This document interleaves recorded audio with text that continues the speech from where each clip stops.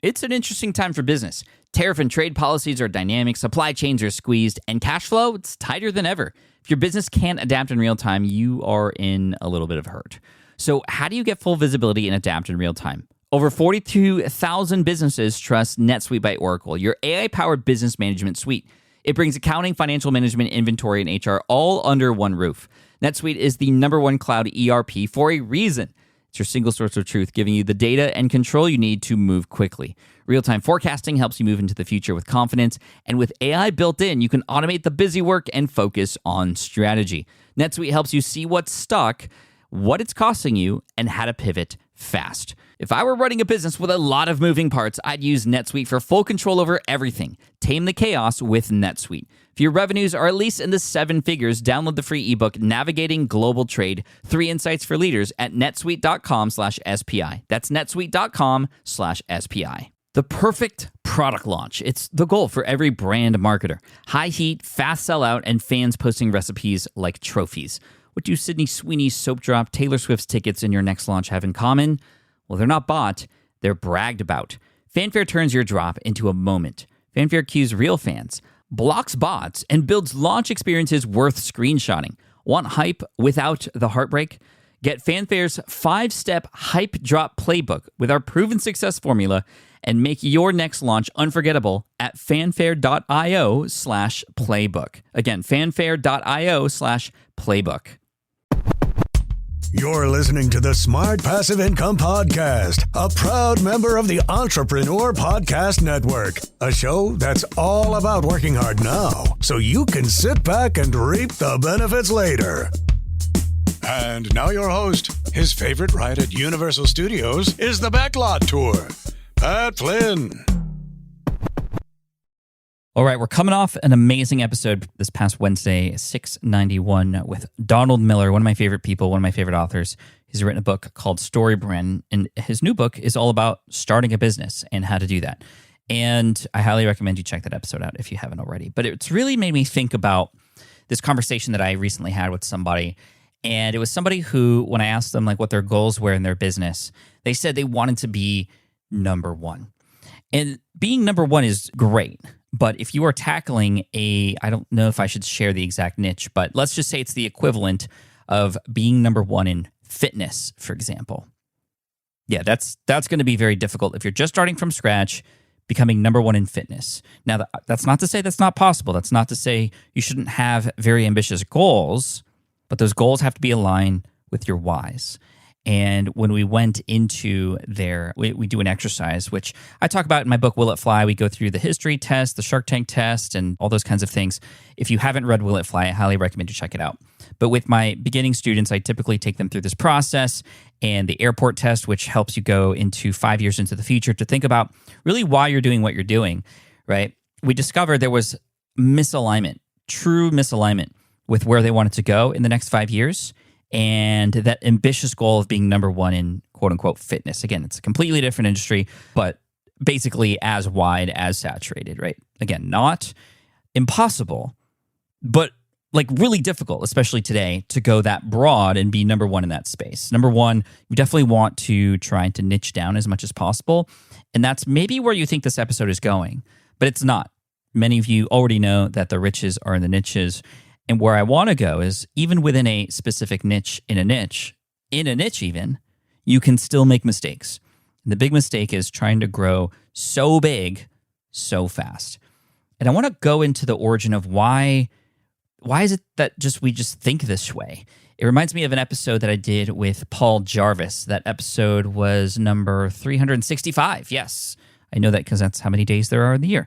365, so smartpassiveincome.com/session365.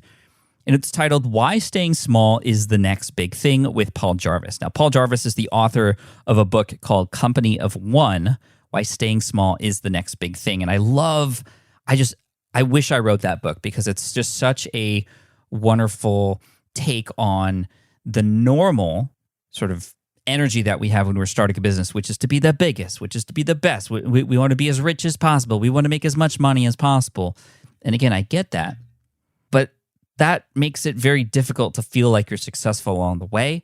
And again, to my point earlier and my student, it just didn't align with the why, right? If you really do an audit on your whys, why do you want to do what you're trying to do here? Do you need a multi-million-dollar business? Or is that just something you think you need because everybody else kind of says that or talks about that, or that's what the media talks about, right? It's a fun, fancy number. I'm a millionaire. I've made $1 million in my business. And that's the first mistake that a lot of us make, which is we compare ourselves to others.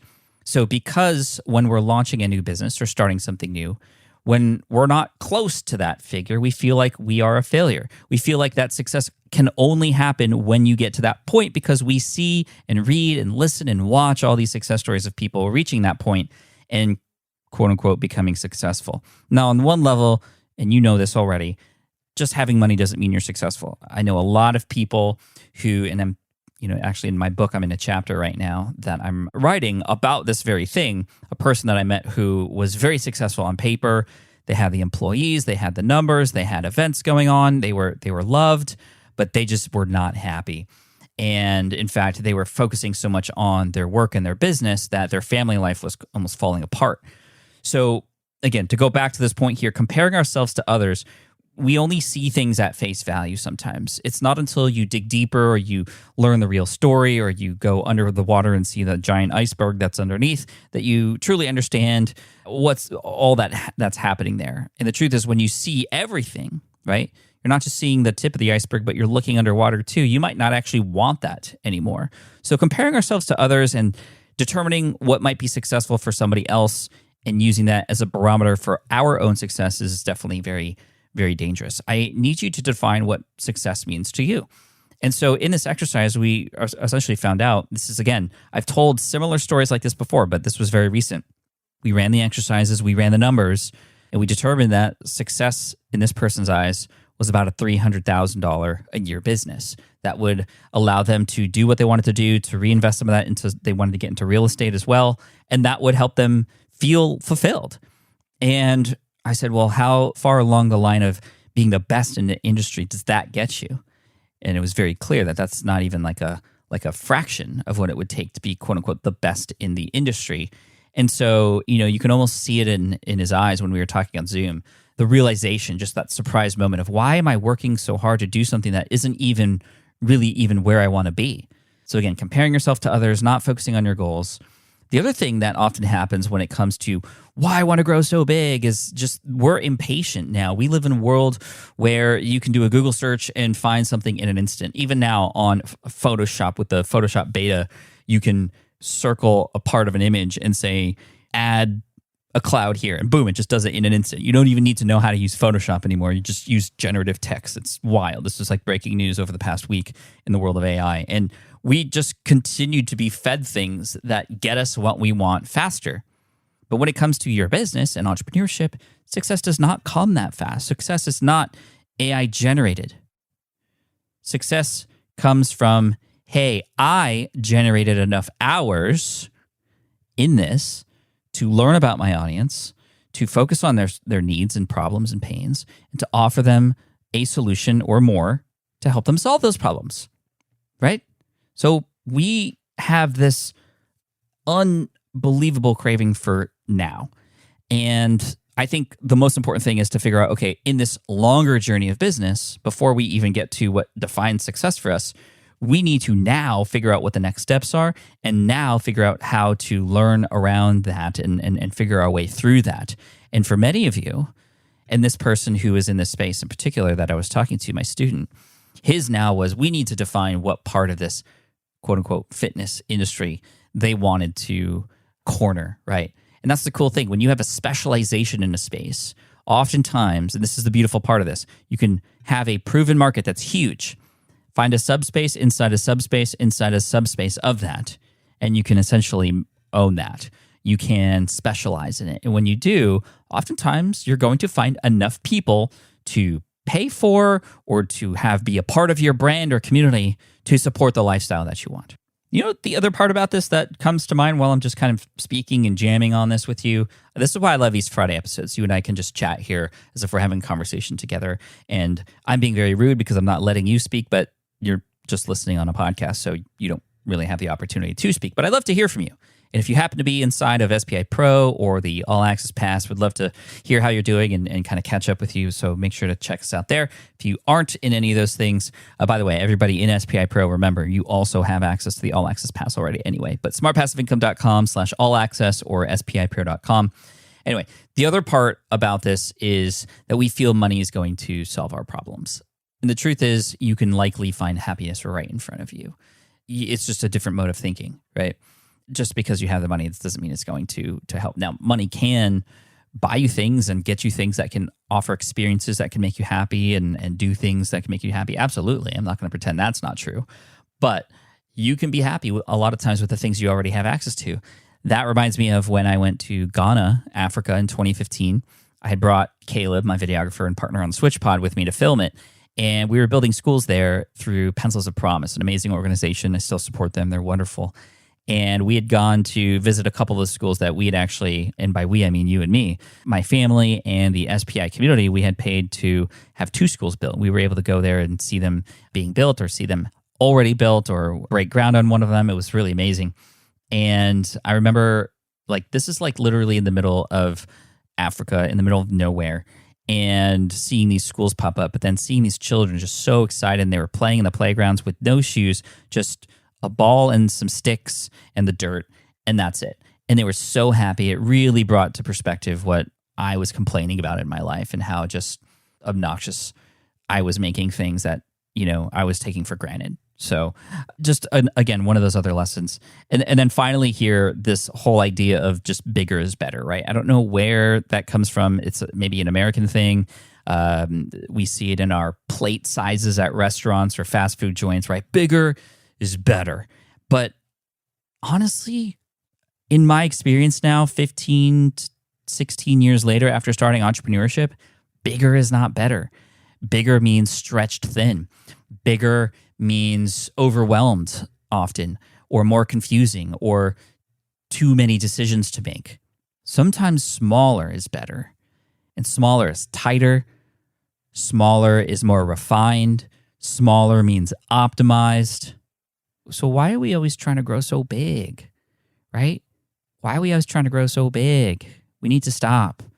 I think that if every person listening to this had a well-defined niche, had a incredible solution to offer that particular industry or market, and just continue to iterate on it to make it better and better and better, to become well-known in the space, to not feel like there's even any competitors because you're so specialized in something, it makes me think of the olden days where people lived in small towns and people had specialties, right? The blacksmith did blacksmith things. They weren't bakers. They didn't even know or even care how to bake because that was somebody else's job.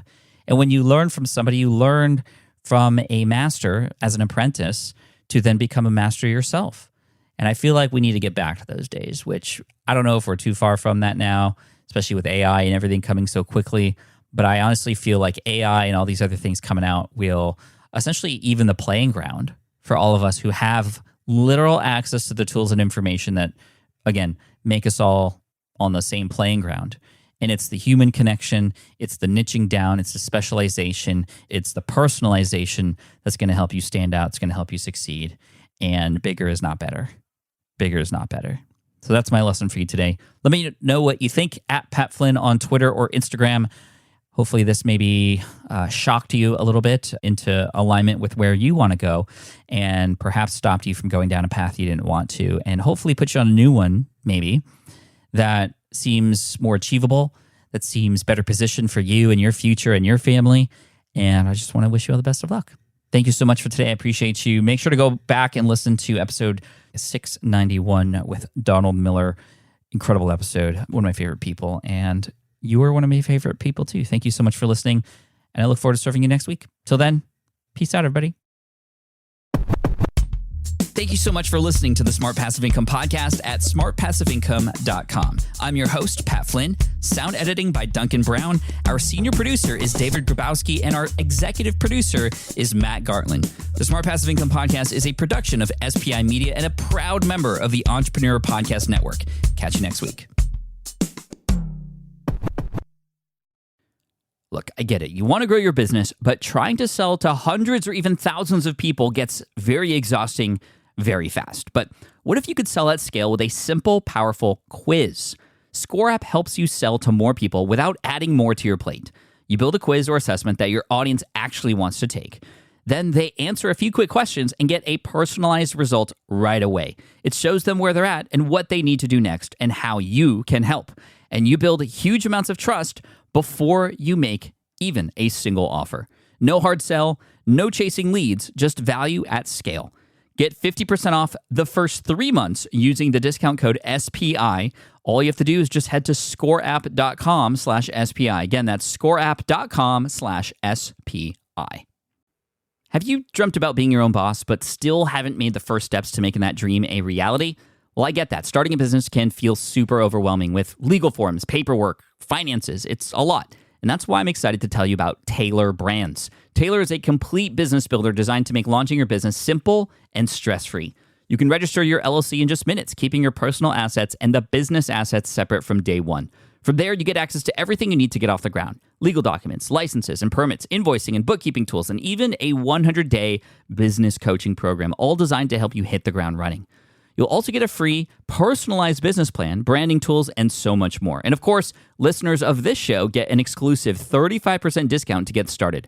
All you have to do is head to taylorbrands.com/SPI. That's TAILORBRANDS.com/SPI. Stop dreaming, start building with Taylor Brands.